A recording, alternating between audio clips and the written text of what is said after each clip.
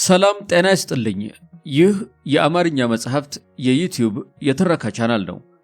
በዚህ ቻናል ዘወትር ሰኞ፣ ረቡዕ እና አርብ ምሽት 3 ሰዓት ላይ የተመረጡ የአማርኛ መጽሐፍ ትረካዎችን ወደ እናንተ እናደርሳለን።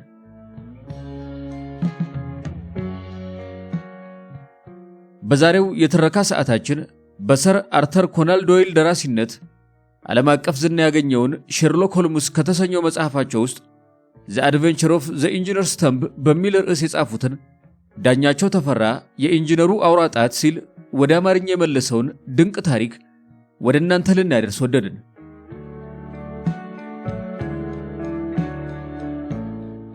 የአማርኛ መጽሐፍት ዝግጅት ክፍል የሙሉ መጽሐፍ ትረካዎች የሚያቀርብበት ትረካ ተራኪው የተሰኘ አዲስ የዩቲዩብ ቻናል ከሰሞኑ እነሆ ለእናንተ ብሏል።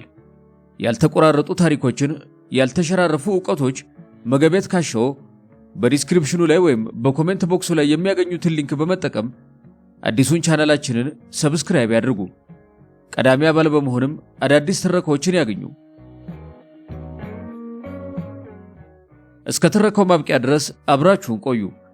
ትረካውን ማድመጥ ሲጀምሩ ቪዲዮ ላይክ ማድረጎን አይርሱ። ቻናላችንን ሰብስክራይብ ካላደረጉ ሰብስክራይብ በማድረግ የቻናላችን ቤተሰብ ይሁኑ።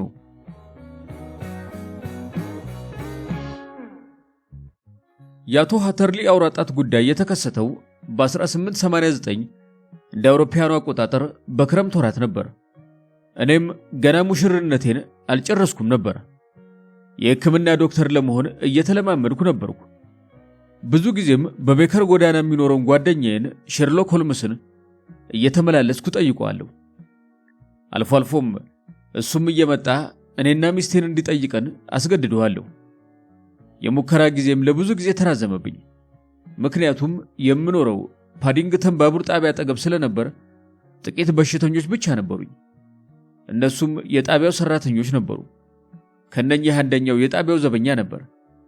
ይህ ሰው ከአንድ አደገኛ በሽታ ስላዳንኩት ስለኔ በጣም እያደነቀ በማውራት አዳዲስ በሽተኞች ወደ እኔ እንዲመጡ ይረዳኛል። አንድ ቀን ጠዋት ከ1 ሰዓት ቀደም ብሎ የመኝታ ቤቴ በር ተንኳካ። ሰራተኛ የነበረች አንኳካቸው። 2 ሰዎች ከፓዲንግተን ጣቢያ የመጡ ከቢሮዬ እንደሚጠብቁኝ ነገረችኝ። ልብሴን በቶሎ ለባበስኩና እየተጣደፍኩ ወደ ቢሮዬ ወረድኩ። ከልምድ የባቡሩ ጣቢያ አደጋዎች ከበድ ያሉ እንደሆኑ ተረድቻለሁ። ቢሮዬ ከመድረሴ በፊት የጣቢያው ዘበኛ ወዳጄ በሩን ከፍቶ ገባና ከኋላው ዘግቶት ቆመ። እዚህ አምጥቼዋለሁ። በአውራ ጣቱ በትከሻው ላይ አሳልፎ ወደ ክፍሉ እያመላከተ ልክ አንድ ልዩ አውሬ ይዞልኝ የመጣ ይመስል። አዲስ በሽተኛ ነው፣ እንዳይጠፋ ብዬ ነው ራሴው ይዤው የመጣሁት። በል አሁን እኔ ልሂድ ዶክተር፣ እኔም እንዳንተው ኃላፊነት አለብኝ። ምስጋናዬን ከማቅረቤ በፊት ፈጥኖ ወጥቶ ሄደ። ቢሮዬ ስገባ አንድ ጨዋ ሰው ከጠረጴዛው አጠገብ ተቀምጦ አገኘው። ለመንገድ የሚሆን ልብስ ለብሷል። ከጨርቅ የተሰፋው ባርኔጣውን ከመጽሐፎቼ ላይ አኑሮታል። አንደኛው እጁ ላይ በደም የተጨማለቀ መሐረብ ተጠቅሏል።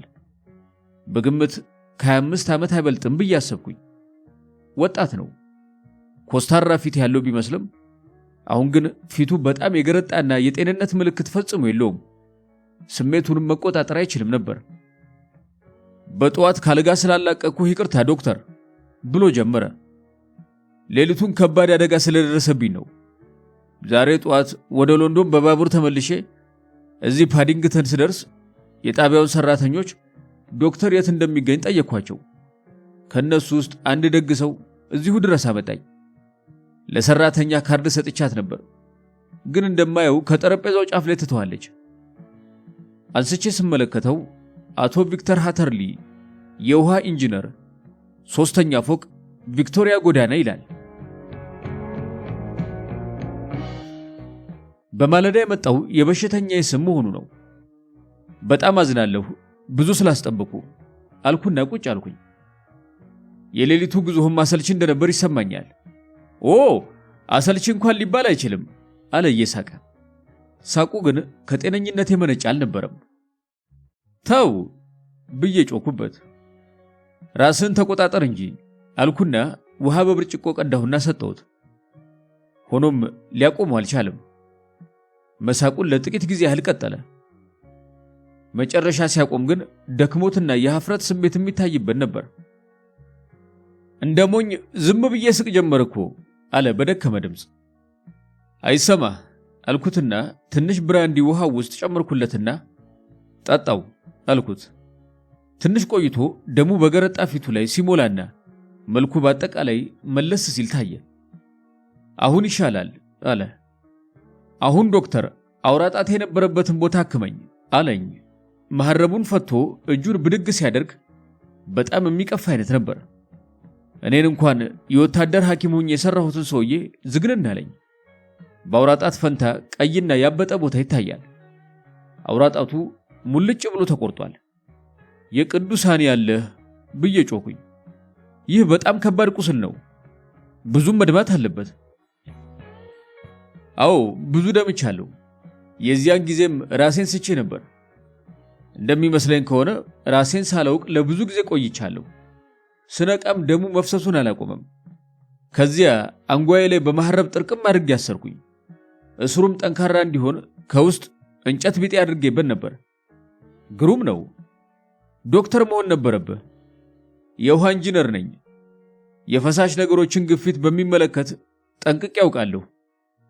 ይህ በጣም ከባድና ስለት ባለው መቁረጫ መሆን አለበት የተቆረጠው አልኩት ቁስሉን እየመረመርኩ። መጥረቢያ ነው አለ። አደጋ ነው መሰለኝ። አይደለም። ታዲያ ሰው ሊገልህ ነበር ማለት ነው? አዎ።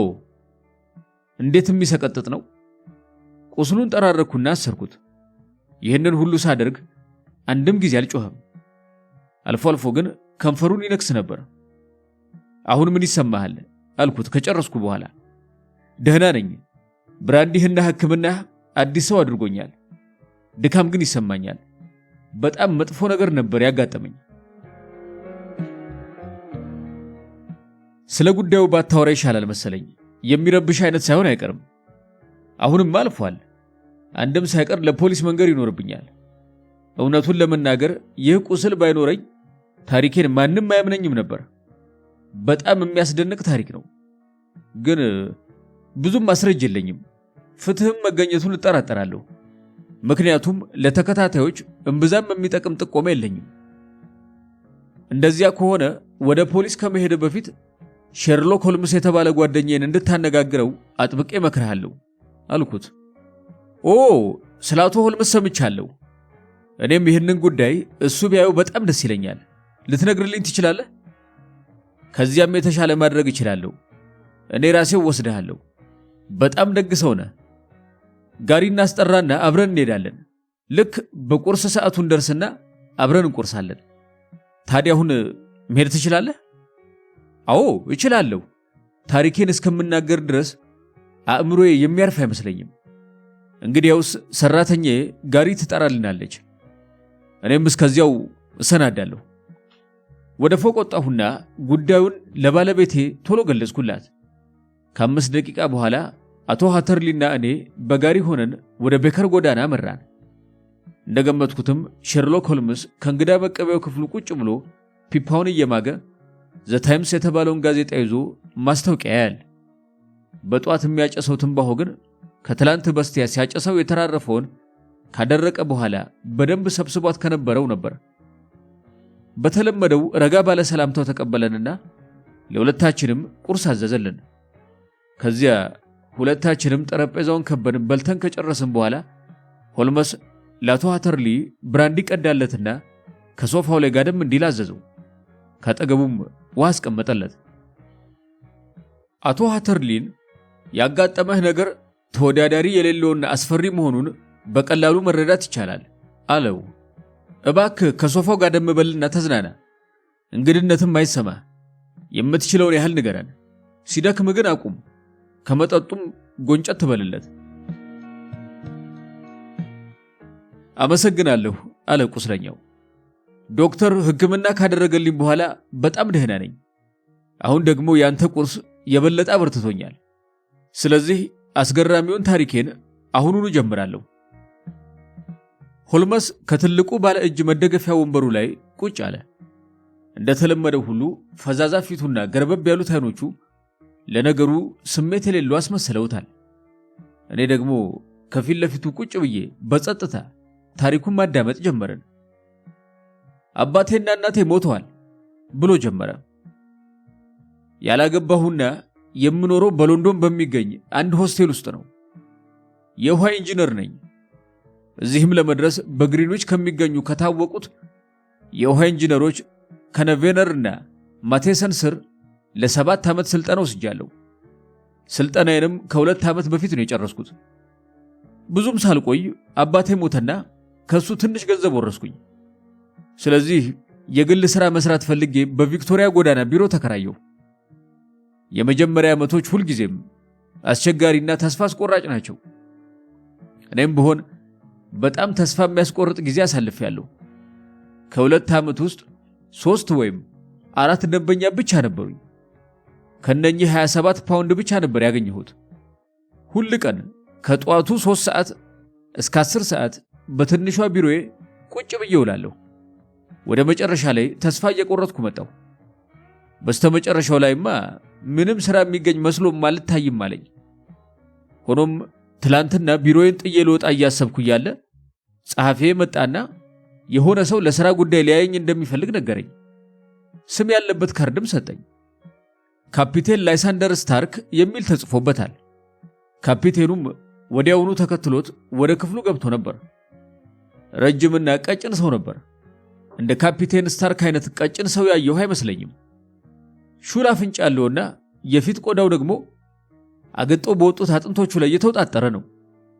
ሆኖም ግን ቅጥነቱ ከበሽታ የመጣ ጨርሶ አይመስልም። ጀርባው ቀጥ ያለና አይኖቹ የሚያበሩ ናቸው። ተራ አይነት ቢመስልም ጽዱ ልብስ ለብሷል። በግምት የ35 ወይም የ40 ዓመት ሰው ይሆናል። አቶ ዋተርሊ ብሎ ሲጠራኝ ካነጋገሩ ጀርመናዊ መሰለኝ። የሆነ ሰው ግሩም ኢንጂነር መሆንህን ብቻ ሳይሆን ምስጢር ጠባቂ መሆንህንም ጭምር ጠቁሞኝ ነው የመጣሁት አለኝ። አባባሉ ስለነካኝ ላጸፋው ጎንበስ አልኩኝ። ስለኔ እንዲህ ጥሩ ነገር ያወራው ማን እንደሆን ብጠይቅ ቢፈቀድልኝ አልኩኝ። መልካም፣ ብቻ ይህንን አሁን መንገሩን ልትሆ ቤተሰቦች መሞታቸውንና ያላገባ መሆንህን እንዲሁም ሎንዶን ውስጥ እንደምትኖር ሁሉ ሰምቻለሁ። ትክክል ነው አልኩኝ። ነገር ግን ይህ ከሥራዬ ጋር ምን ግንኙነት እንዳለው አልገባኝም። ጸሐፌ ለሥራ ጉዳይ ልታነጋግረኝ እንደመጣህ ገልጾልኛል አልኩት። አዎ እርግጥ ነው። ሆኖም ያልኩት በሙሉ ጠቃሚ ነው። ለአንተም ይሆን ሥራ አለኝ፣ ግን ፍጹም የሆነ ምስጢረኝነትን ይጠይቃል። ፍጹም ምስጢረኝነት በእርግጥም በዚህ ዓለም ካለ ሰው ሁሉ ብቻውን ከሚኖር ሰው ይጠበቃል። ታዲያ ምስጢሩን ላለማውጣት ቃል ብገባልህ ታምነኛለህ ማለት ነው አልኩት። ስናገር በጣም ጥርጣሬ በተሞላበት ተመለከተኝ። ቃል ትገባለህ ማለት ነው ታዲያ አለኝ በመጨረሻ። አዎ ቃል እገባለሁ አልኩት። ስራውን ከመስራትህም በፊት ወይም ከሰራህም በኋላ ምንም ነገር ላይ ወጣህ ቃል ትገባለህ ማለት ነው? ስለ ጉዳዩ በቃልም ሆነ በጽሑፍ በጭራሽ ላታነሳ ቃል ትገባለህ? ቃሌን እኮ የሰጠሁ መሰለኝ አልኩት። በጣም ጥሩ። ድንገት ብድግ ብሎ ክፍሉን አቋረጠና በሩን በረገደው። ከውጭ ግን ምንም ሰው አልነበረም። ግድ የለም አለ እየተመለሰ። ጸሐፊዎች አንዳንዴ አለቆቻቸው ምን እንደሚያደርጉ የማወቅ ፍላጎት እንዳላቸው አውቃለሁ። አሁን በሰላም ማውራት እንችላለን። መቀመጫውን ወደ እኔ በጣም አስጠግቶ ቁጭ አለና አንድ ጊዜ እንደገና በጥርጣሬና በማመንታት አይነት ተመለከተኝ። ይህንን ነገር አልወደድኩትም። ይህን ልዩ የሆነ ሰው በትዕግስት ለማዳመጥ አዳገተኝ። እባክህ ለምን ልታየኝ እንደመጣ ንገረኝ አልኩት። የእኔ ጊዜ ዋጋ ያለው ነው አልኩት። ይህ እንኳን እውነት አልነበረም። ለአንድ ምሽት ሥራ 50 ፓውንድ ይስማማሃል ብሎ ጠየቀኝ። አዎ በጣም እንጂ አልኩት። የአንድ ምሽት ሥራ አልኩት እንጂ ሥራው እንኳን 1 ሰዓት ቢፈጅ ነው። ስለ አንድ የተበላሸ በውሃ ግፊት የሚሰራ ማሽን ያለህን ሐሳብ ነው የምንፈልገው። እናም ምን ሆኖ እንደተበላሸ ከገለጽክልን ራሳችንን እንጠግነዋለን። ታዲያ ፈቃደኛ ነህ አለኝ። አዎ ነኝ አልኩት። ሥራው በጣም ቀላል ይመስላል፣ ክፍያው ደግሞ ግሩም ነው አልኩት። አዎ ዛሬ ማታ በመጨረሻው ባቡር እንድትመጣ እንፈልጋለን። የት ነው ብዬ ጠየኩኝ። ኢፎርድ በርክሻየር፣ ከራዲንግ 75 ኪሎ ሜትር ያህል ርቃ የምትገኝ ትንሽ መንደር ናት። ከፓዲንግተን የሚመጣ ባቡር አለ።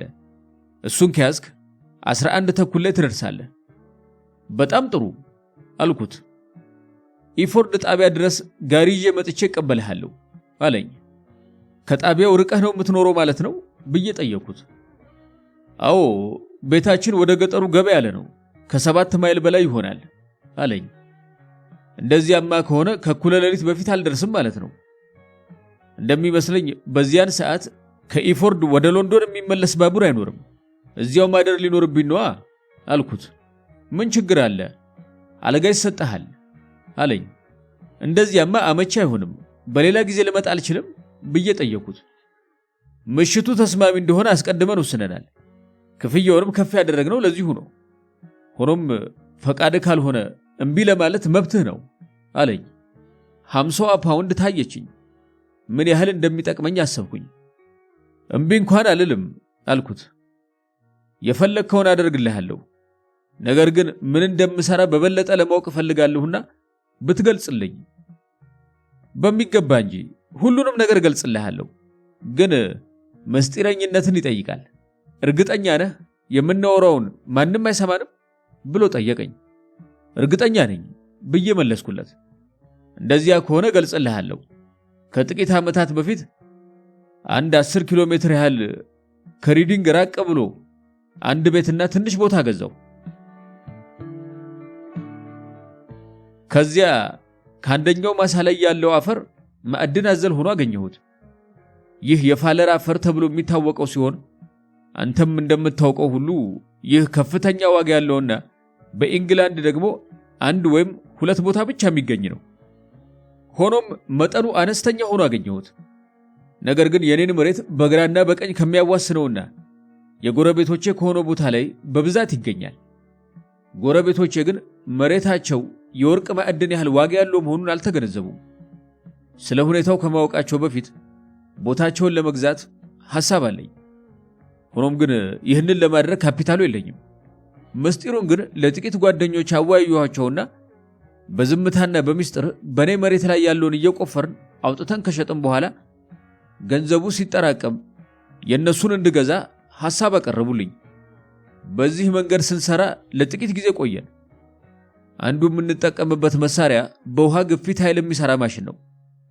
ይህ ማሽን አስቀድሜ እንደነገርኩ ሁሉ በደንብ ስለማይሰራ ምክርን እንፈልጋለን።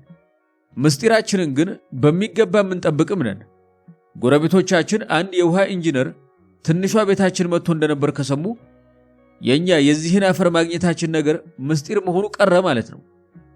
መሬቱን የመግዛቱም ነገር ያከትማል። ስለዚህ ነው አስቀድሜ እንደምትሄድ ለማንም ሰው እንዳታወራ ቃል ያስገባው። ገባ ብሎ አጫወተኝ። አዎ ብዬ መለስኩለት።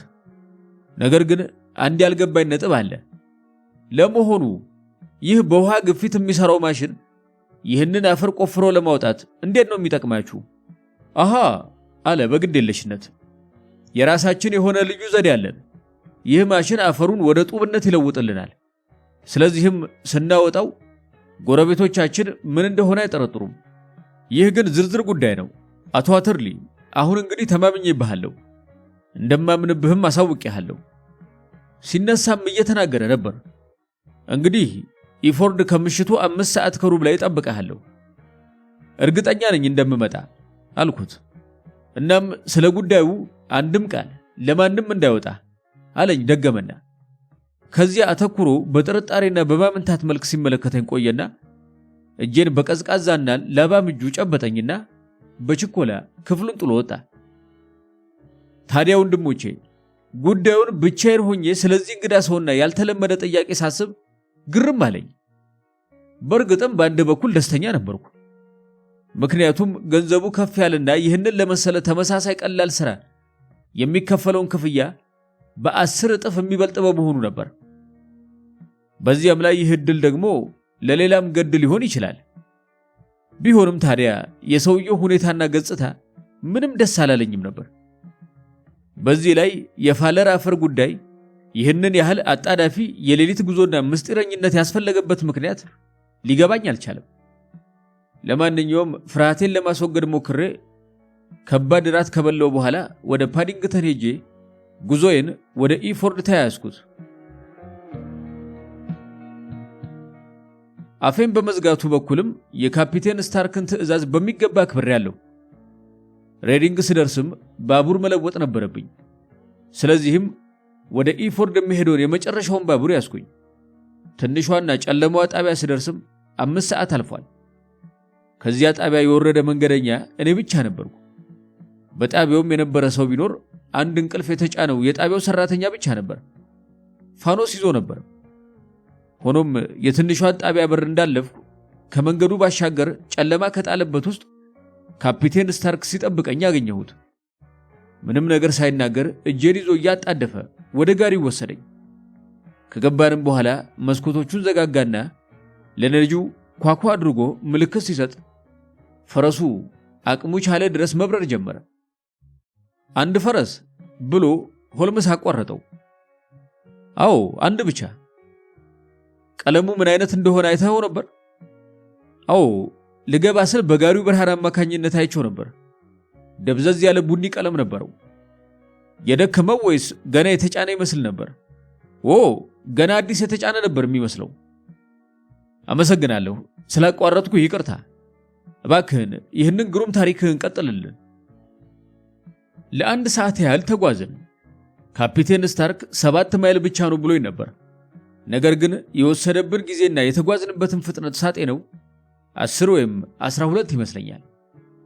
አጠገቤ በጸጥታ ተቀምጦ እየመላለሰ በመጥፎ አስተያየት ይመለከተኝ ነበር። የገጠሩ መንገድ መጥፎ ነበር ማለት እችላለሁ። ምክንያቱም ጋሪው ሲበር በጣም ይንገጫገጭና ይዋዥቅ ነበር። በመስኮቱ ለማየት ሞክሬ ነበር። ሆኖም መስታወቶቹ ቀለም የተቀቡ በመሆናቸው አልፎ አልፎ ከሚታዩ ብርሃኖች በስተቀር የት እንዳለን ለማወቅ አልቻልኩም። አልፎ አልፎ ካፒቴኑን አናግረው ነበር። እሱ ግን አዎ ወይንም አይ ከሚል መልስ በስተቀር አይመልስልኝም። በመጨረሻም የሚንገጫገጨው ጋሪ ጸጥ አለ። ከዚያ በአንድ ሻል ባለ መንገድ ላይ መጓዝ ጀመር። ጉዟችን ወዲያው አበቃ። ካፒቴን ስታርክ ዘሎ ወረደ።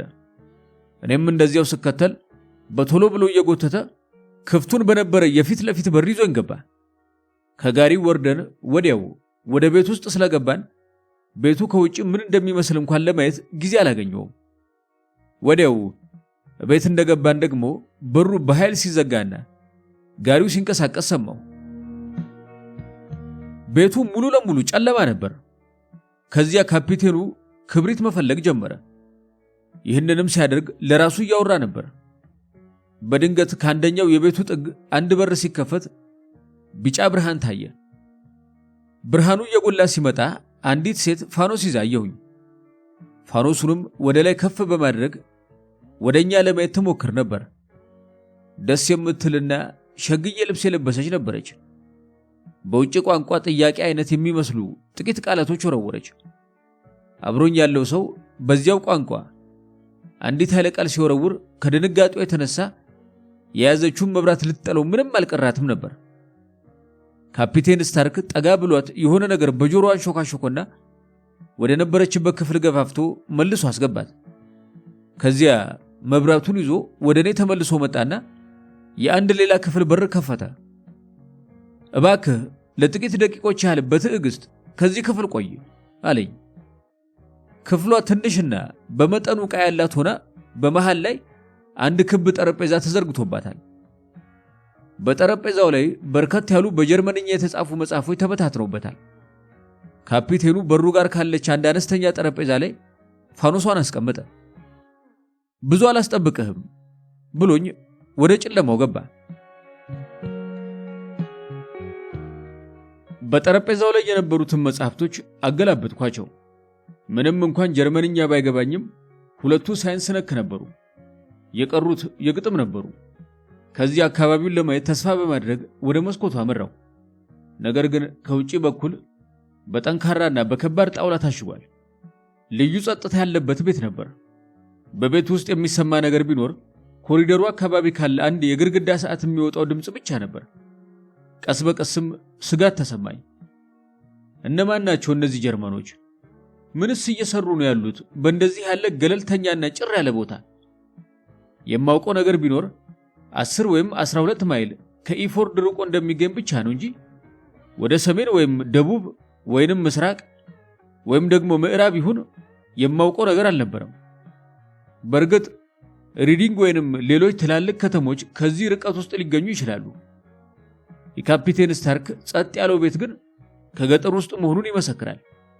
ስጋት ሲያድርብኝ ጊዜ በክፍል ውስጥ እያንጎራጎርኩና 50 ፓውንዴን እያሰላሰልኩ ራሴን ለማበረታታት ሞከርኩ። በዚያ ሁኔታ ላይ ያለው የክፍሉ በር ካለ ድምፅ በቀስታ ሲከፈትና ከዚያም ያቺ ሴትዮ ከበሩ ላይ ቆማ አየሁኝ።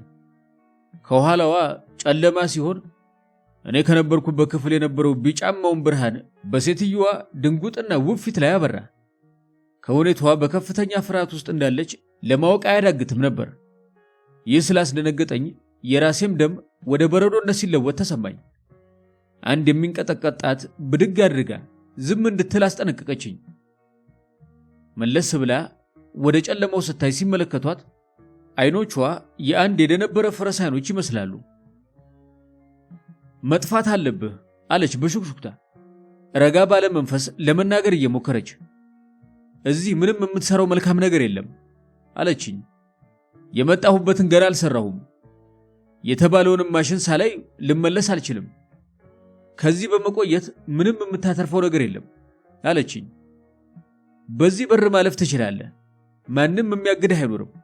ከዚያ የኔን ፈገግታና የእምቢታ የጭንቅላት ንቅናቄን ስታይ በእርጋታ ለመናገር ያደረገችው ጥረት ሁሉ ተረስቷት አንድ እርምጃ ጠጋ ብላ ስለ እግዚአብሔር ሲቻል እያለ ከዚህ ጥፋ አለችኝ። ነገር ግን በቀላሉ ሐሳቤን ልታስቀይረኝ አልቻለችም። እንዲያውም መሰናክሎቹ ውሳኔን እንድገፋበት አበረታቱኝ። 50 ፓውንዴን ያደረግኩትን አድካሚ ጉዞና ስጋት ላይ የጣለኝ የሄደውን ምሽት ሁሉ አሰላሰልኩ።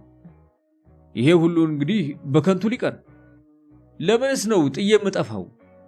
የባለ ጉዳይን ትዕዛዝ ሳልፈጽምና ለምሽቱ ስራዬ ዋጋዬን ሳልቀበል? ይህቺ ሴት እኮ ነካ ያደረጋት ልትሆን ትችላለች። ምንም እንኳን ማስጠንቀቂያዋ ፍርሃት ቢፈጥርብኝም አሁንም ፈርጠም ብዬ ራሴን ነቀነኩና የለም እቆያለሁ አልኩኝ። አንድ በር ከበላያችን በኃይል ሲዘጋና የኮቴ ድምፅ ሲከተለው ባይሰማ ኑሮ ውትወቷን ባላቆመች ነበር። ጆሮዋን ቀስራ ለጥቂት ጊዜ አዳመጠችና በተስፋ መቁረጥ እጆቿን ወደ ላይ አወናጭፋ ልክ በፊት በመጣችበት መልክ በቀስታና በቅልጥፍና በሩን መለስ አድርጋ ተሰወረች።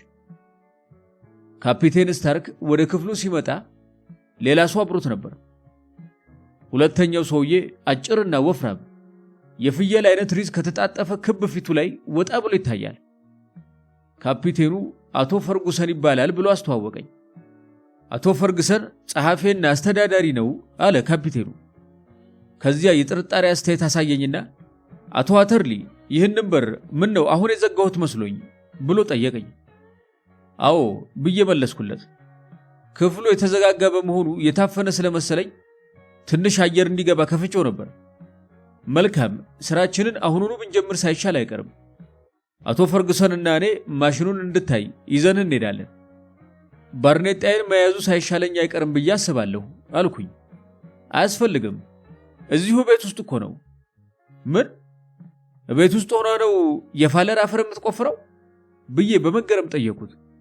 አይደለም፣ እዚህ ወደ ጡብነት የምንለውጥበት ቦታ ነው። እኛ አሁን ፍላጎታችን አንተ ይህንን ማሽን እንድታየውና ችግሩን እንድታስረዳን ነው። ተያይዘን ወደ ፎቅ ለመሄድ ካፒቴኑ ከፊት ለፊት መብራቱን ይዞ ከዚያ ወፍራሙ አስተዳዳሪና እኔ ተከታትለን ወጣን። ቤቱ የድሮ ቤት በመሆኑ ብዙ መተላለፊያና በሮች ስለነበሩት በቀላሉ ሊጠፋ ይችላል። ወለሉ ምንም ስጋጃ የሌለውና የላይኛው ክፍሎቹ ደግሞ ምንም ያህል ዕቃ የሌለባቸው ናቸው። ግድግዳው እየረገፈና መወርዛት በመጀመሩ አረንጓዴ አይነት መልክ እያዘ መጥቷል። በተቻለኝ መጠን ያልተረበሽኩና ደስተኛ ለመምሰል ሞከርኩ። ሆኖም የሴትዮዋ ማስጠንቀቂያ ከጭንቅላቴ ሊወጣ ስላልቻለ አብረውኝ ያሉትን ሁለቱን ሰዎች በጥርጣሬ መለከታቸው ጀመር። ፈርጉሰን የግልፍተኛና ዝምተኛ ሰው መልክ አለው። ሆኖም ከድምፁ ያገሬ ሰው እንግሊዛዊ መሆኑን ተረድቻለሁ። በመጨረሻም ካፒቴን ስታርክ ከአንድ አጭር በር አጠገብ ቆመና በያዘው ቁልፍ ከፈተው። ክፍሏ ውስጧ ትንሽና 4 ማዕዘን ናት። በጣም ትንሽ ከመሆኗ የተነሳ ሶስታችንም ውስጡ ለመሆን አንችልም። ስለዚህ ነው መሰለኝ ፈርጉሰን ውጭ ቀረና እኔና ካፒቴኑ ብቻ ገባን። አሁን በመሰረቱ ያለነው በውሃ ግፊት ከሚሰራው መጠፍጠፊያ ማሽን ውስጥ ነው።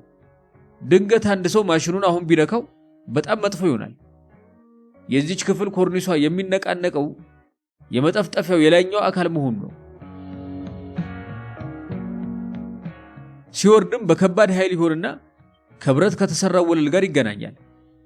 ማሽኑ አሁንም ቢሆን ይሰራል፣ ግን አንዳንዴ አልሄድም የሚል ጸባይ አምጥቷል። አሁን አንተ ይህንን የሆነበትን ምክንያት እንድታይልንና እንዴት ሊስተካከል እንደሚችል እንድታሳየን ነው ብሎ ገለጸልኝ። መብራቱን ከሱ ተቀበልኩና ማሽኑን በሚገባ ተመለከትኩት። በጣም ትልቅና ከፍተኛ ኃይል ያለው መደቆሻ ማሽን ነበር። ተመልሼ መጥቼ እንዳይወርድ የሚቆጣጠረውን እጀታ ወደ ታች ስመልስ ለስለስ ብሎ ከሚሰማው ቀጭን የፉጨት አይነት አነስተኛ ድምፅ ትንሽ ውሃ እያመጣ ከአንደኛው ክፍል ወደ ሌላው እንደሚገባ ተረዳው። ይህ ግፊቱን እንደቀነሰው ያስረዳል። ጠለቅ ብዬ ስመረምረው አንደኛው የላስቲክ ማፈኛ ከርጅና ብዛት ሳስቶ ስለነበር ለውሃው ማምለጫ ምክንያት መሆኑን ደረስኩበት። ይህንን አብረው ያሉት ሰዎች አስረዳው። እነሱም ባንክሮ ሲያዳምጡኝ ቆዩና እንዴት ሊጠግኑት እንደሚችሉ በርከት ያሉ ጥያቄዎች እያከታተሉ ጠየቁኝ። ይህንም በሚገባ ካስረዳው በኋላ የከነከኑኝ ነገሮች ምን እንደሆኑ በማወቅ ፍላጎት ተገፋፍቼ በድጋሚ ከማሽን ውስጥ ገባው። ወዲያውም የፋለር አፈር ታሪክ በጭራሽ ውሸት መሆኑን ተረዳው። ይህንንም ያህል ትልቅ ማሽን ለዚህ ጉዳይ ብቻ ይሆናል ብሎ ለማመን አስቸጋሪ ነው። ግድግዳዎቹ ከእንጨት ቢሰሩም ወለሉ ግን የብረት ነው። ይህንኑ ቀስ ብዬ ስመረምር ወለሉ በሌላ ነገር ተሸፍኖ አገኘሁት። ይህም እንደ ዱቄት በላመ የተለያየ የብረት አይነት ነበር። ጎንበስ ብዬም ምን እንደሆነ ፋቅ ፋቅ እያደረግኩ ስመለከት እያለሁ በጀርመንኛ የቁጣ አይነት ድምፅ ተሰማኝ። ከዚያ እንደ መጥረቢያ የሰላ የካፒቴኑ ፊት ተቆጥቶ አየሁት። ምንድነው እዚያ ውስጥ የምትሰራው አለኝ። የፋለር አፈርህን እያደነኩልህ ነው አልኩት። ከኔ ምክር ከመሻትህ በፊት የዚህን ማሽን ትክክለኛ ተግባሩን ልትነግረኝ ይገባህ ነበር አልኩት። ይህንን ተናግሬ እንደወጣኝ ወዲያው ጸጸት ገባኝ። የሚያስፈራና ድርቅ ያለ ወዘናቢስ አስተያየት ከካፒቴን ስታርክ ፊት ሳይና አመዳማ ዓይኖች ውስጥ ደግሞ ጥላቻ ሲንቦገቦጉ ተመለከቱ። ጥሩ ነዋ አለ። ማሽኑን በሚመለከት ሁሉንም ነገር አሳይሃለሁ ብሎ ወደ ኋላው አንድ እርምጃ ተራምዶ ትንሿን በር ዘጋና ወዲያውኑ ቁልፉን አዞርና ቆለፋት። ተንደርድሬ ሄጄ እጀታውን ሳብኩኝ። ከዚያ በገፋውም በግሬ ብረግጠውም ንቅንቅ አልልም አለ። ካፒቴን ስታርክ አስወጣኝ ብዬ ጮኩኝ። ወዲያው በዚያ ጸጥታ ውስጥ አንድ ድምፅ ስሰማ ከፍርሃቴ የተነሳ ልቤ አፌ ላይ ወጣ ውትፍ ያለች መሰለኝ። የሰማሁትን ድምፅ የመቆጣጠሪያው እጀታ ወደ ታች ሲገፋና ቀጭኑና የውሃውን የፉጨት አይነት ድምፅ ነበር። ካፒቴን ስታርክ ማሽኑን አስነስቶት ነበር። መብራቱ የብረቱ ወለሉ ላይ እንደተቀመጠ ነበር። በብርሃኑም ጥቁር ኮርኒስ ወደ እኔ እያዘገመ ሲመጣ ተመለከቱ። በቀስታና እየተንገዳገደ ቢሆንም ካረፈብኝ ሊጨፈልቀኝና ሊደቁሰኝ የሚችል ኃይል ነበረው። ከሚያስፈራ ጩኸት ጋር ራሴን በሩ ላይ ወረወርኩት። በጥፍሮቼም ቁልፉን ቧጠጥኩ። ካፒቴኑንም እንዲያስወጣኝ ተማጠንኩ። ደፍ ደፍ ደፍ የሚለው የማሽኑ ድምፅ ጩኸቴን እየቀማኝ ሄደ። አሁን ጣራው ከጭንቅላቴ 2 ወይም 3 ጫማ ርቆ ይታየኛል። እጄን ባነሳም ሻከራውን ጠፍጣፋ ብረት መዳሰስ እንደምችል ተሰማኝ። አንድ ሐሳብም በጭንቅላቴ ተቀረጸ። ይኸውም ነፍሴ ከመውጣቷ በፊት መከራዬ የሚጨምረውና የሚቀንሰው እንዳቀማመጤ መሆኑን ተገነዘብኩ። በፊት ለፊቴ ብደፋ ክብደቱ ጀርባዬ ላይ ያርፍና ህብረ ሰረሰሬን ይሰብረዋል። ሆኖም ጀርባዬ የመሰበሩ ሁኔታን ሳስብ ተንዘፈዘፍኩ። ምናልባት የተገላቢጦሽ ይሻል ይሆናል። ያን የሚያስፈራ ጥቁር ነገር ቀስ በቀስ እየቀረበኝ ሲመጣ ለማየት ብርታቱስ እንዴት ይኖረኛል?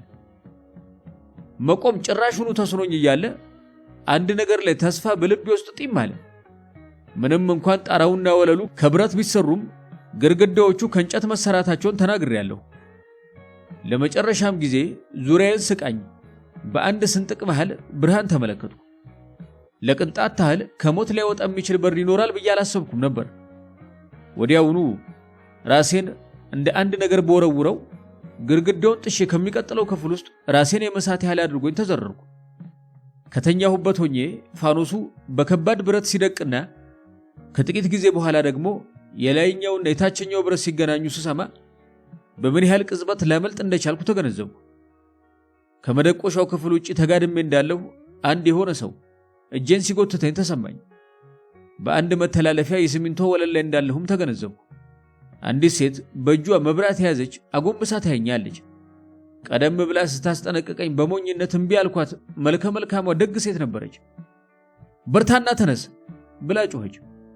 እዚህ መምጣታችሁ አይቀርም፣ እዚያም ውስጥ አለመሆንህም ማወቃችሁ አይቀርም። እባክህ ይህችን ውድ የሆነች ጊዜ አታባክን፣ እኔን ተከተለኝ አለችኝ። አሁን እንኳን ምክሯን እምቢ ልል አልቻልኩም። እየተንገዳገርኩ ተነሳሁና ተከትያት በኮሪደሩ አድርጌ በጠመዝማዛው ደረጃ ቁልቁል ሮጥኩኝ። ይሄኛው ደግሞ ሰፋ ወዳለ መተላለፊያ ያቀባብላል። ልክ እዚያ ስንደርስ የሩጫ ድምፅና የሰዎች ጩኸት ሰማን።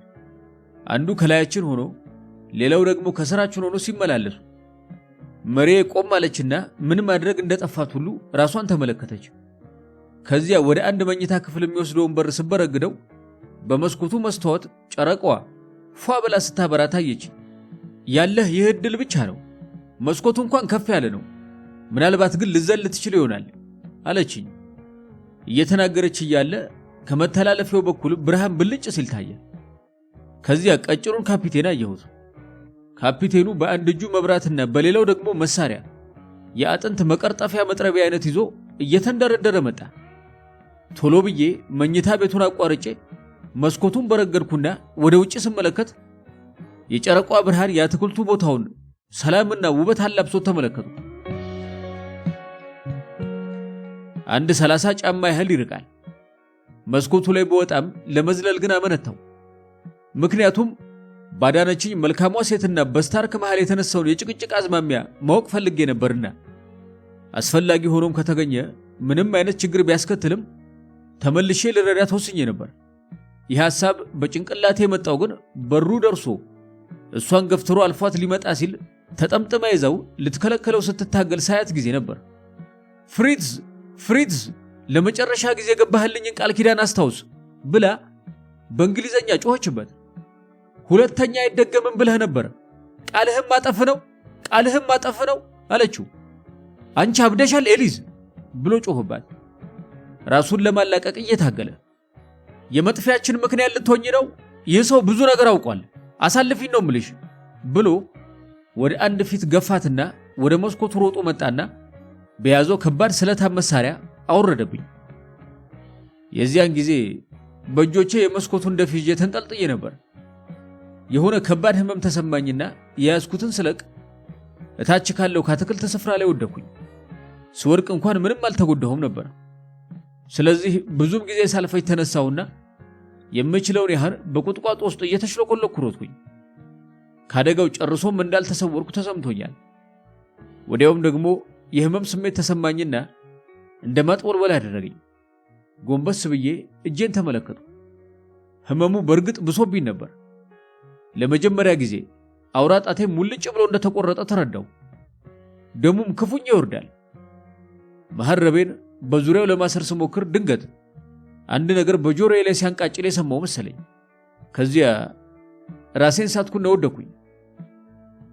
ለምን ያህል ጊዜ ራሴን ስቼ እንደነበር አላውቅም። ለረጅም ጊዜ መሆን አለበት። ምክንያቱም ስነቃ እየነጋ ነበር። ልብሶቼ ረጥበውና ኮቴ ደግሞ በደም ተበክሎ አገኘሁት። ህመሙ የምሽቱን ግርግር ሲያስታውሰኝ ጊዜ አሁንም ቢሆን ከአደጋው እንዳራኩ ተሰማኝና ብድግ አልኩ። ሆኖም አካባቢን ሳጤን ቤቱም ሆነ የአትክልት ቦታው አይታይም። ተኝቼ ቆየሁትም ከአንድ የገጠር መንገድ ዳርቻ መሆኑ ሳውቅ ደነቀኝ። ራቅ ብሎ ያለ አንድ ረጅም ግን አጭር ቤት ተመለከቱ። ወደዚያ ስራመድ ቆየሁና አጠገቡ ስደርስ ያቺ ቀድሞ ያየኋት ትንሿ የባቡር ጣቢያ ሆና አገኘኋት። ይህም ይዘገንነው ቁስሌ ባይኖር ኑሮ በእነኛ አስጨናቂ ሰዓቶች ያሳለፍኩት መከራ መጥፎ ህልም ሊመስለኝ ይችል ነበር። እንደዚያው ራሴን እንደ መሳት እያደረገኝ እያለ ወደ ጣቢያው ገብቼ ስለ ማለዳው ባቡር ፕሮግራም ጠየቅኩኝ። 1 ሰዓት በማይሞላ ጊዜ ውስጥ ወደ ሪዲንግ መሄድ ነበር። ስመጣ የነበረው የጣቢያው ሰራተኛ አሁንም ስራ ላይ ነበር። ካፒቴን ላይሳንደር ስታርክ ስለሚባል ሰው ሰምቶ ያውቅ እንደሆን ጠየቁት። ስሙ ግን ለሱ እንግዳ ነበር። የሆነ ጋሪ ትላንትና የጠብቀኝ እንደነበር አውቆ ነበር? በጭራሽ። ፖሊስ ጣቢያውስ በአካባቢው አለ? 2 ወይም 3 ማይል ርቆ አንድ ጣቢያ ይገኛል። በነበረን ድካም እዚያ ድረስ ለመሄድ በጣም ራቀብኝ። ሎንዶን እስከምደርስ ታሪኬን ለፖሊስ ሪፖርት ላለማድረግ ወሰንኩ። ሎንዶን ስደርስ 12 ሰዓት ተኩል ሆኖ ነበር። መጀመሪያ ቁስሌን ለመታከም ሄድኩኝ። ከዚያ በኋላ ዶክተሩ ርህራሄ በተሞላበት ሁኔታ እዚህ ድረስ አመጣኝ። ጉዳዬንም ባንተ እጅ ለመተው ወሰንኩ። የምትለኝንም በሙሉ አደርጋለሁ። ሸርሎክ ሆልምስና እኔ ይህንን አስደናቂ ታሪክ በዝምታ ስንከታተል ለጥቂት ጊዜ ቆየን። ከዚያ ሸርሎክ ሆልምስ ተነሳና ትላልቅ መጽሐፍ ከተደራረበበት መደርደሪያ ላይ አንደኛውን ጎትቶ አወጣ። ሆልምስ ከነዚህ መጽሐፍቶች ውስጥ በጋዜጦች ላይ የተቀደዱ ማስታወቂያዎች ማስቀመጥ ያዘወትራል። እዚህ አንድ የሚያስገርማችሁ ማስታወቂያ አለ። ከ1 ዓመት በፊት ሁሉም ጋዜጦች ላይ ወጥቶ ነበር። ይህንን አድምጡ። አቶ ጀርሚያ ሄሊንግ የተባለ የ26 ዓመት ወጣት የውሃ ኢንጂነር ይህ ወር በገባ ከ9ኛው ቀን ጀምሮ ጠፍቷል። መኖሪያውን ከምሽቱ 4 ሰዓት ጥሎ ከወጣ በኋላ በዚያው ሳይመለስ ቀረ እያለ ቀጠለ። የለበሰው እያለ ይቀጥላል። ልክ ነው። ካፒቴኑ ለመጨረሻ ጊዜ ማሽኑን ለማስጠገን ያስፈለገበት ጊዜ መሆን አለበት። እንደመሰለኝ ከሆነ የመላእኩ ያለ ብሎ በሽተኛ ይጮሃል። ይሄ ሴትየዋ ያለችውን በሚገባ ይገልጿል ማለት ነው። ምንም ጥርጥር የለኝም አለ ሆልምስ። ካፒቴኑ ቆራጥና ጨካኝ እንዲሁም ምንም ነገር የማያሳልፍና ከፊቱ ቆሞ የሚከላከለውን የማይምር መሆኑ ግልጽ ነው። መልካም፣ አሁን እያንዳንዷ ደቂቃ ውድ ናት። እናም አሁን ከበረታ አቶ አተርሊ ስኮትላንድ ያርድ እንደርሳለን። ከዚያ ወደ ኢፎርድ እንሄዳለን። ከ2 ወይም ከ3 ሰዓት በኋላ ሁላችንም በባቡር ሆነን ከሬዲንግ ወደ ትንሿ በርክሻየር መንደር በመጓዝ ላይ የነበርነው ሸርሎክ ሆልምስ፣ ኢንጂነሩ፣ ብራድ ስትሪት፣ የስኮትላንድ ያርድ የወንጀል ክትትል ፖሊስ፣ ሌላ አንድ ፖሊስና እኔ ነበር። ብራድ ስትሪት የኢፎርድ ወረዳን የሚያሳይ ትልቅ ካርታ ዘርግቶ ኢፎርድን የነገሩ መነሻ አድርጎ በዙሪያዋ ትልቅ ክብ ሰራና ከዚህ አያልፍም አለ። ይህ ክብ ከዳር ዳር 20 ማይልስ ሲሆን ከኢፎርድ ደግሞ 10 ማይልስ መሆኑ ነው። የምንፈልገው ቦታ ከክብ መስመሩ አካባቢ መሆኑ ነው። 10 ማይልስ ያልክ መሰለኝ ጌታው ብሎ በሽተኛዬን ጠየቀው። ጉዞ ከ1 ሰዓት በላይ ነው የፈጀው አለ ሃተርሊ። ራስህን ስተሳለህ ያን ሁሉ መንገድ ተሸክመው ያመጡ ይመስልሃል? መሆን አለበት። ተሸክመውኝ ሲጓዙ ያለኝ ትውስታ በጣም የተምታታ ነው። ራስህን ስተህ ተዘርረ ሲያገኙ ለምን ሊገሉህ እንዳልፈለጉ ሊገባኝ አልቻለም አልኩት። ምናልባትም ሴትዮዋ ስታርክ እንዲተው ተማጥነው ልመናዋ ጭካኔውን አብርዶት ይሆናል። ያ እንኳን ይሆናል ብሎ ለማሰብ አልችልም ብሎ ሃተርሊ መለሰ። በህይወቴ እንደዚህ ያለ ጭካኔ የተሞላበት ፊት አይቼ አላውቅም። ለዚህ ሁሉ ብዙም ሳይቆይ መልስ እናገኝለታለን አለ ብራድ ስትሪት። መልካም፣ አሁን አካባቢውን ነድፌዋለሁ፣ ግን የታ አካባቢ ይህ ሰው እንዳለ ባውቅ የበለጠ ደስ ይለኝ ነበር። እንደኔ ከሆነ ጣቴን ትክክለኛው ቦታ ላይ ማሳረፍ ችያለሁ አለ ሆልምስ በዝግታ። እውነት ብሎ ብራድ ስትሪት በመገረም ጮኸ። እናም የራስህ ውሳኔ ላይ ደርሰሃል? መልካም፣ እንግዲያውስ ማን ካንተ ጋር እንደሚስማማ እናያለን። እኔ ደግሞ ወደ ደቡብ ነው እላለሁ፣ ከላይ በኩል ጥቂት ቤቶች ስለሚገኙ።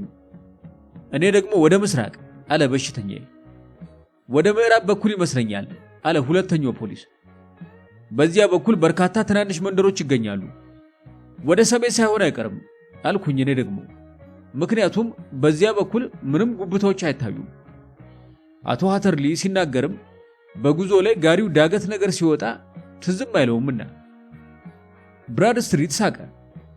እና አሁን ሰሜንም ደቡብም ምስራቅም እንዲሁም ምዕራብም ከግምት ገብቷል ማለት ነው? ታዲያ ከየትኛው ጋር ነው የምትስማማው ሆልምስ? የትኛውም አይስማማኝም ብሎ ሆልምስ መለሰ። ሁላችንም ልንሳሳት አንችልም። በሚገባ እንጂ ለምን አትሳሳቱም? የኔ ሐሳብ እንደዚህ ነው አለ ጣቱን የክብ ማዕከል ላይ ያሳረፈ። እዚህ ነው ልናገኘው የምንችለው። ታዲያ የ10 ማይሉን ጉዞ እንዴት ትገልጸዋለህ? አለ ሃተርሊ በመገረም። 5 ማይል ወደፊት 5 ማይል ወደ ኋላ፣ ከዚያ የበለጠ የቀለለ ነገር የለም። አንተ ራስህ ተናግረዋል። ፈረሱ ገና የተጫነ ነበር የሚመስለው ብለሃል። ፈረሱ ግን 10 ማይል መንገድ ተጉዞ ቢሆን ኑሮ እንደዚያ ሊመስል ከቶ አይችልም። ትክክል አለ ብራድስትሪት በባሰም መልክ። ሊመስል የሚችል ገለጻ ነው። ምን አይነት ወሮበሎች እንደሆኑ ለማወቅ አያስቸግርም አለ ሆልምስ። እነኚህ የውሸት ፍራንክ የሚያትሙ ናቸው። በውሃ ግፊት የሚሰራው መደቆሻ የሚጠቀሙበት የተለያዩ የብረት አይነት በመቀላቀል ብር ለማስመሰል ነው። ከተወሰነ ጊዜ ጀምሮ አደገኛ የሆኑ ወሮበሎች በዚህ ሥራ ላይ እንደተሰማሩ ስንሰማ ቆይተናል አለ ብራድስትሪት። በብዙ ሺህ የሚቆጠሩ ከብር የተሰሩ የውሸት ፍራንኮች አውጥተዋል። ሌላው ቀርቶ ወደ ሪዲንግ የሚመራ ጥቆማ ሁሉ ደርሶናል። ነገር ግን ከዚያ በላይ መሄድ አልቻልንም። ይህም ድርጊታቸውን በሚገባ ምስጢራዊ ለማድረግ በመቻላቸው ነበር። አሁን ግን እንደመሰለኝ እነኚህ ሰዎች እጃችን ላይ ሊወድቁ ነው። ብራድስትሪት ግን ተሳስቶ ነበር። ወንጀለኞቹ በጭራሽ ከፖሊስ እጅ ላይ ሊወድቁ አልቻሉም። ባቡራችን ወደ ኢፎርድ ጣቢያ ሲቃረብ አንድ ከፍተኛ ጭስ ወደ ላይ ሲንቦለቦል አየን። ጭሱም የሚወጣው ከመንደሩ አቅራቢያ ካሉ ዛፎች ባሻገር ነበር። ጭሱ እየተንቦለቦለ ወጥቶ ከሰማዩ ላይ እንደ አንዳች ጥቁር ጥላ ተንጠልጥሏል። ልክ ከባቡር እንደወረድን የሚቃጠል ቤት አለ እንዴ ብሎ ብራድስትሪት ጠየቀ። አዎ ጌታዬ አለ የጣቢያው ኃላፊ። መቼ ነው እሳቱ የጀመረው? እንደሰማሁት ከሆነ ሌሊት መሆኑ ነው ጌታዬ። አሁን ግን ብሶበታል።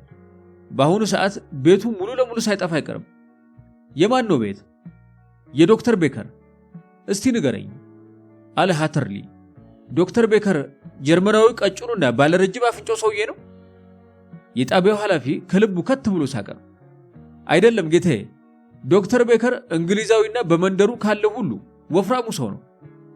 ሆኖም አንድ የሆነ ሰው አብሮት አለ። ከበሽተኞች አንደኛው ይመስለኛል። የውጭ ሀገር ሰውና በጣም ቀጭን ነው። እሳቱ ወደሚነድበት አቅጣጫ ሁላችንም በአንድነት ስንፈተልክ የጣቢያው ኃላፊ ማውራቱን አላቆመም ነበር። ከፊት ለፊታችን ከሚታየው አንድ አነስተኛ ጎብታ ላይ አንድ ትልቅ ነጭ ቤት ይገኛል። ጭሱና ነበልባሉ በእያንዳንዱ መስኮት ሲወጣ ይታያል። በአትክልት ቦታው ላይ ሆነው 3 የእሳት አደጋ መከላከያዎች በከንቱ ይደክማሉ። ይሄ ቤት ራሱ ነው አለ ሃተርሊ ደስታ በተቀላቀለበት ጩኸት። የተኛሁባቸው ቁጥቋጦች እነኛው? ሁለተኛው መስኮት የዘለልኩበት ነው። መልካም ቢያንስ አለ ሆልምስ፣ ወሮበሎቹ ላይ ቁጭትህን ተወጣህ ማለት ነው። ያንተ ፋኖስ እዚያ የእንጨት ግድግዳዎቹ መሃል ሲጨፈልቅ የፈጠረችው እሳት ለመሆኑ አልጠራጠርም። ስታርክና ፈርጉሰን አንተን ለማግኘት በነበራቸው መረበሽ ሳያዩት ሊቀሩ እንደቻሉ መገመት አያዳግትም። አሁን በንቃት ዓይንህን ከፍተህ እነኚህን ሰዎች ከዚህ ከተሰበሰበው ሰው መሃል ለማየት ሞክር። እኔ እንኳን በአሁኑ ሰዓት ከአንደኛው የኢንግላንድ ጠረፍ እንደሚገኙ ነው የሚሰማኝ። ሆልመስ በግምቱ አልተሳሳተም። ከዚያን ቀን ጀምሮ እስካሁን ድረስ ስለ ቆንጆዋ ሴትየው፣ ጨካኙ ጀርመናዊና ግልፍተኛው እንግሊዛዊ አንዳችም ነገር ተሰምቶ አያውቅም። የዚያን ቀን ጠዋት አንድ ገበሬ አንድ ሰዎችና በርከት ያሉ ትላልቅ ሳጥኖች የጫነ ጋሪ አጋጥሞት እንደነበር ተናግሯል። ወደ ሪዲንግ በፍጥነት እየተጓዙ ነበር። ወሮበሎቹ ግን ከዚህ የበለጠ የተዉት ፍንጭ አልነበረም። ሆልመስ እንኳን ከዚህ የተሻለ ፍንጭ ሊያገኝ አልቻለም። የእሳት አደጋው ሰራተኞች አንድ በቅርቡ የተቆረጠ የሰው አውራጣት ማግኘታቸውን ሰማን። አውራጣቱ ሁለተኛው ፎቅ ላይ ከሚገኝ የመስኮት ደፍ ላይ ተጣብቆ ነበር። ፀሐይ ልጠልቅ ስትቃረብ እንደምንም እሳቱን ሊያጠፉት ቻሉ። ነገር ግን ጣራው ተደርምሶ ሲወድቅ የውሸት ፍራንክ መስሪያውን ማሽን ቀብሮት አስቀረው። በርከት ያሉ ከቲንና ከሌሎች ብረቶች የተውጣጡ ክምሮች ከህንጻው ኋላ ከሚገኘው ቤት ውስጥ ተገኘ። ሆኖም ወንጀለኞቹ ከሰሩት የውሸት ፍራንክ አንድም አላስቀሩም። ተጭነው የታዩት ሳጥኖችም ፍራንክ የሞሉ ሳይሆኑ እንዳልቀሩ ታምኗል። የአቶ ሃተርሊ ከአትክልት ቦታው አንስቶ እስከ መንገድ ዳርቻው ድረስ እንዴት ሊመጣ እንደቻለም ምስጢሩ ወዲያውኑ ተፈታ። ሆልመስ የሁለት ሰዎች ዱካ አገኘ። ኢንጂነሩ በሁለት ሰዎች ሸክም እንደሄደና አንደኛው ዱካ በጣም አነስተኛ ሲሆን ሌላው ደግሞ በጣም ትልቅ ነበር። በአጠቃላይ ሴትየዋን እንግሊዛዊው ከጀርመናዊው ያነሰ ጭካኔ ኖሮት ምናልባት አግዟት ነፍሱን ስቶ የወደቀውን ሰው ከአደጋ አሽትቶት ይሆናል።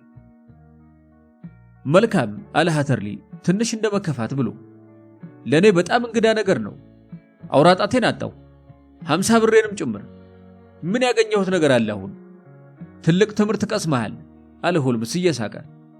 እናም አሁን ልዩ የሆነ እውነተኛና አስደናቂ ታሪክ አለህ ማለት ነው። እስከ ሕይወትህ መጨረሻ እያወራኸው መኖር ትችላለህ።